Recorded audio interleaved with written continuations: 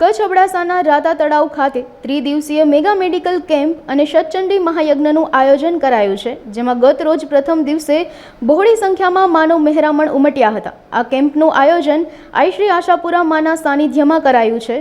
આ કાર્યક્રમને સૌપ્રથમ દીપ પ્રાગટ્ય કરી ખુલ્લો મૂકવામાં આવ્યો હતો। ત્યારબાદ ઉપસ્થિત મંચસ્થ મહાનુભાવોને માન આપી કાર્યક્રમમાં સૌ મહેમાનોનું શાબ્દિક સ્વાગત કરવામાં આવ્યું હતું। આ કાર્યક્રમમાં કચ્છ મોરબી સાંસદ વિનોદભાઈ ચાવડા, કચ્છ ભાજપના અધ્યક્ષ દેવજીભાઈ વરચંદ, ભુજ વિસ્તારના ધારાસભ્ય કેશુભાઈ પટેલ, કચ્છ જિલ્લા મુખ્ય સરકારી વકીલ કલ્પેશભાઈ ગોસ્વામી સહિતના રાજકારણી અગ્રણીઓ ઉપસ્થિત રહ્યા હતા। મારા જીવનના અંદર પ્રથમ જો વિશ્વાસ રાખ્યું હોય તો નારી શક્તિ ઉપર રાખેલું છે। પછી દીકરી હોય, મા હોય, મારી વહુ હોય કે જે પણ હોય, સમત વિશ્વના અંદર જે નારી શક્તિ છે એ મારી મા સમાન છે, મારી બેન સમાન છે।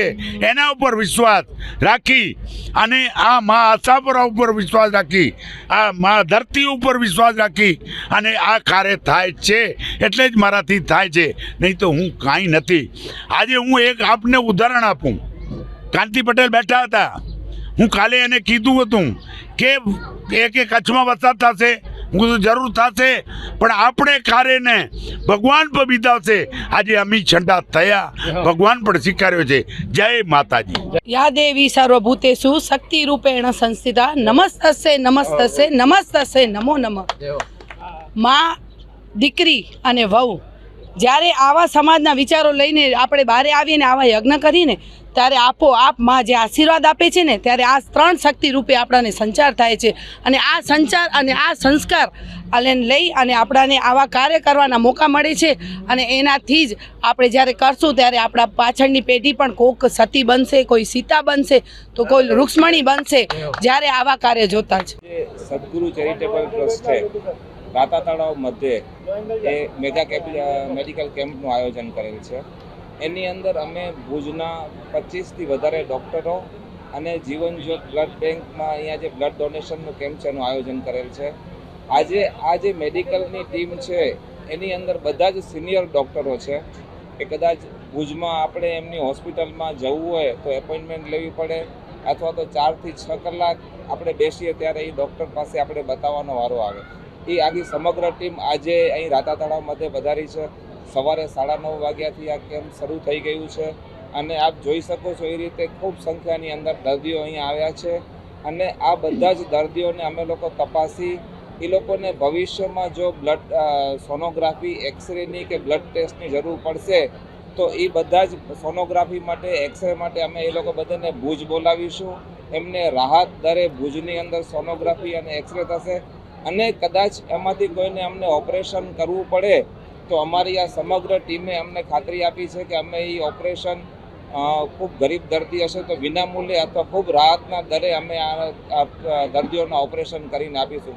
જે આયોજન આપ જોઈ રહ્યા છો, હું 30 વર્ષ થયા મને આજે બધા મેડિકલ કેમ્પોમાં જતા, પણ આજનું જે આયોજન છે, જે ડોમ, જે બધી એસી ચેમ્બરો છે, દર્દીઓને તપાસવાની અલગ પ્રાઇવસીની આખી ચેમ્બર બધું છે, એ આયોજન આજે ખૂબ સરસ આયોજન છે અને આયોજકોને ખૂબ ખૂબ અભિનંદન। જ્યારે અબડાસા તાલુકાના રાતા તળાવ મુકામે ઓધોરામ સત્સંગ મંડળ અને સદગુરુ મેડિકલ ચેરિટેબલ ટ્રસ્ટ દ્વારા એક સત્યડી યજ્ઞ અને મહામેડિકલ કેમ્પનું જ્યારે આયોજન કરવામાં આવ્યું છે ત્યારે સૌ આયોજકોને હું શુભેચ્છાઓ આપું છું।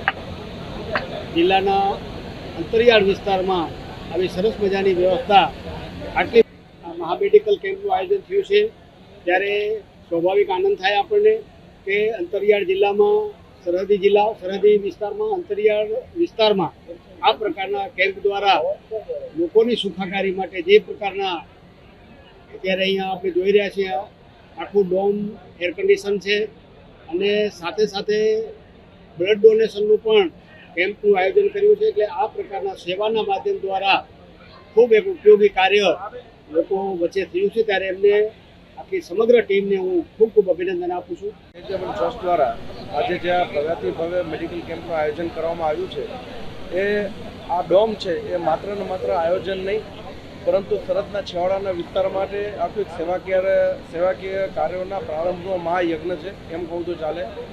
ભુજની અંદર બેસનારા જે સુપર સ્પેશિયાલિસ્ટ ડૉક્ટરો છે એમને આ ટ્રસ્ટે આજે અહીંયા બધાને એક જ જગ્યા પર સાથે લાવ્યા છે.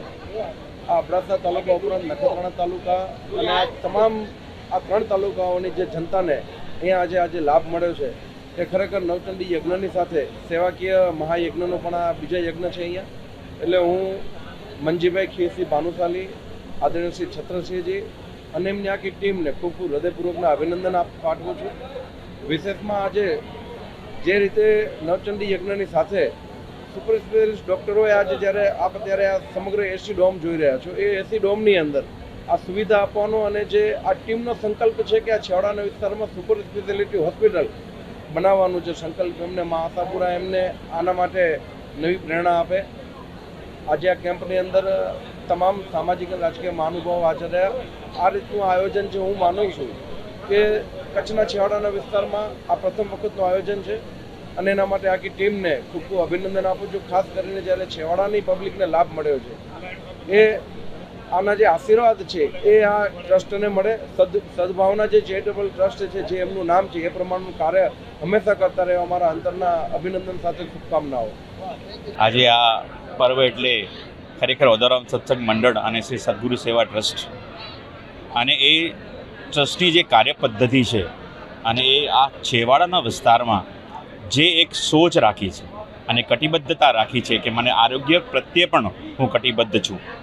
તો અમે આવે મુંબઈથી બધા પધારેલ કમલેશભાઈ સાથે જગદીશભાઈ, પુષ્પાબેન, અમે એક એવો વિચાર કરીએ છીએ કે આ છેવાડાના વિસ્તારમાં આરોગ્યની કોઈ ખાસ સગવડ નથી.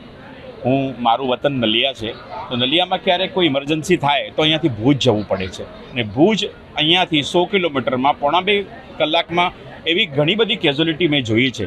કોવિડની તો એક અલગ વાત છે, પણ જનરલ પણ એક કેઝ્યુલિટી જોઈ છે કે તે આ વિસ્તારમાં અમારી પાસે કોઈ આરોગ્યની ખાસ સેવા નથી. તો આ સદગુરુ મેડિકલ સેવા ટ્રસ્ટ, શ્રી છોટુભાઈ, શ્રી મંજીભાઈ, આ લોકોએ જેવી રીતે એક બીડું ઝડપ્યું છે એ સારી રીતે અને સુગમ રીતે પૂર્ણ થાય એ ભગવાનને આપણે પ્રાર્થના કરીએ.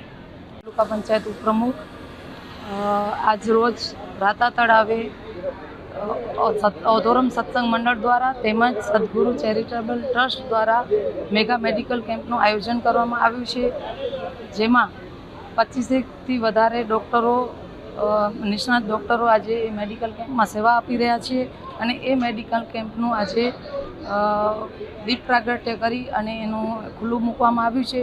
તેમજ તમામ અહીંયાના જેટલા લોકો છે એમને નિઃશુલ્ક સારવાર કરવામાં આવશે અને એ મેડિકલ કેમ્પનું આયોજન સારામાં સારું કરવામાં આવ્યું છે, એની મુલાકાત લીધી. હું મુંબઈથી આવી છું અને ખાસ આ પ્રોગ્રામ માટે જ આવી છું અને હું હંમેશા રાતા તળાવ આવું છું અને જે મંજીભાઈના કાર્યો છે એનું હું વર્ણન જ ન કરી શકું કે એ જીવદયા અને આપણે હેલ્થ મેડિકલ એના માટે જે પ્રયત્નો કરે છે એના કોઈ આપણે એને લખી ન શકીએ. અને અત્યારે જે આ સદગુરુ મેડિકલ કેમ્પ થયું છે એ તો એનો જે બાંધકામને આ જોયું તો આવું કદાચ મુંબઈમાં પણ ન થઈ શકે, એટલું મોટું થયું છે. અને બધા જ જે ડૉક્ટરના રૂમ્સ છે, કેબિન્સ છે, બધી એસી છે અને જે પેશન્ટ આવ્યા છે એમને ખૂબ જ સારું લાગે છે અને એને કે સેટિસ્ફેક્શન પણ મળે છે. અને આવા કેમ્પ તો કચ્છમાં ઘણા થતા હોય છે, પણ એનું પાછળ શું? તો કાલે જ બાપુએ કીધું કે જેને જે હશે એને પાછળની જે પણ, ધારો કે કોઈ સર્જરી છે તો એ પણ આ સદગુરુ ચેરિટેબલ ટ્રસ્ટ અંડર કરવામાં આવશે. એટલે લોકોને હજી સારું લાગે છે કે નહીં, કેમ્પ થાય છે, જોઈ લે ડૉક્ટરને પછી વયા જાય, એવું નથી. બાપુનું કાર્ય હંમેશા સ્ટાર્ટ થાય અને એન્ડ થાય ત્યાં સુધી હોય છે. અને એ લોકોએ જે કોરોનામાં કર્યું હતું, માઇન્ડ બ્લોઈંગ છે કે ગુજરાત ગવર્મેન્ટે પણ એને વખાણ્યું છે.